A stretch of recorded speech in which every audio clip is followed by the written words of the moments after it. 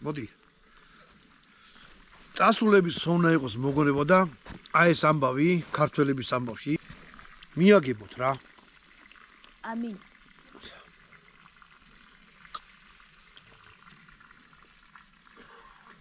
აი.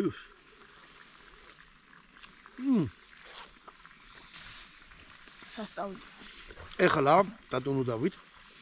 ამას ხელი მოგვიდო და სანამ სულ თორმე არ დაადო. ხოხში გავოხაროთ. მართალია. ნო.